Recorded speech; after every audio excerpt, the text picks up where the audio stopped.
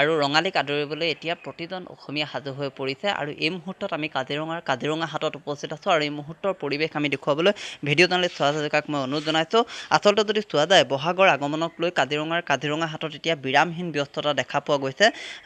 বিশেষকৈ আমি উল্লেখ কৰিব লাগিব যে এই মহিলাসকলে এইবাৰ পণ লৈছে যে বৃহত্তৰ কাজিৰঙা অঞ্চলত উদযাপন কৰা সৰু বৰ প্ৰায় 15খন বিহুতলীত কেৱল থলুৱা তথা এই তাঁতশালত বোৱা গামোচাহে ব্যৱহাৰ হ'ব আৰু বিভিন্ন সময়ত দেখা পোৱা যায় যে বহিৰাজ্যত নিৰ্মাণ হোৱা যিসমূহ গামোচা সেই গামোচাসকলে এইসকল শিপিনীৰ মূৰত এক প্ৰকাৰ মাধমাৰ দিয়ে আৰু সেয়েহে তেওঁলোকে এইবাৰ কাজিৰঙাৰ সকলো বিহু সমিতিৰ সৈতে যোগাযোগ কৰিছে আৰু তেওঁলোক এতিয়া এক প্ৰকাৰ ব্যস্ত হৈ পৰিছে তাঁতৰ শালত।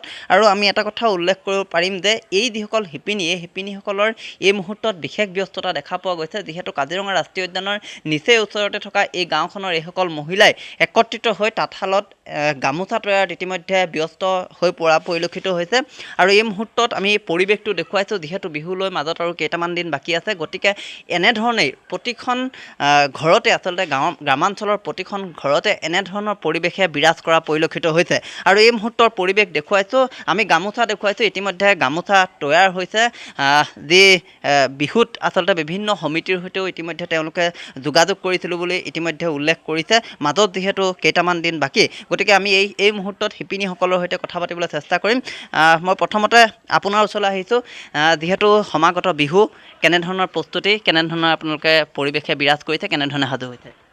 হয়, নমস্কাৰ। প্ৰথমতে মই অসমবাসী ৰাইজক আগন্তুক ৰঙালী বিহুৰ শুভেচ্ছা জ্ঞাপন কৰিছোঁ আৰু এইখিনিতে জনাবলৈ পাই সুখী হৈছোঁ যে আমি কাজিৰঙা হাট নামৰ এই অনুষ্ঠানটিৰ জৰিয়তে অসমৰ গ্ৰামাঞ্চলৰ শিপিনীসকলক একত্ৰিত কৰাৰ এক প্ৰয়াস কৰিছোঁ, বিশেষকৈ কাজিৰঙা অঞ্চলত, যিহেতু কাজিৰঙা এখন পৰ্যটন নগৰী, ইয়ালৈ দেশী বিদেশী পৰ্যটক আহে আৰু লগতে এই ৰঙালী বিহুটো কাজিৰঙাৰ বিভিন্ন অঞ্চলত বিভিন্ন গাঁৱত উদযাপন কৰা হয়।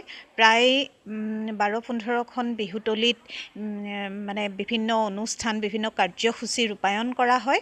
আমি বিহু কমিটিৰ বিষয়ববীয়াসকললৈ বিনম্ৰভাৱে অনুৰোধ জনাব খুজিছোঁ যে বহিঃৰাজ্যৰ পৰা অহা গামোচাৰ পৰিৱৰ্তে আমাৰ স্থানীয় যিসকল শিপিনীয়ে গামোচা বৈ আছে তেওঁলোকৰ সৈতে যোগাযোগ কৰি যাতে আমাৰ স্থানীয় শিপিনীসকল উপকৃত হ'ব পাৰে আৰু তেওঁলোকে যাতে লাভান্বিত হয়, সেইটো কথা যাতে বিহু কমিটিৰ বিষয়ববীয়াসকলে গুৰুত্ব প্ৰদান কৰে।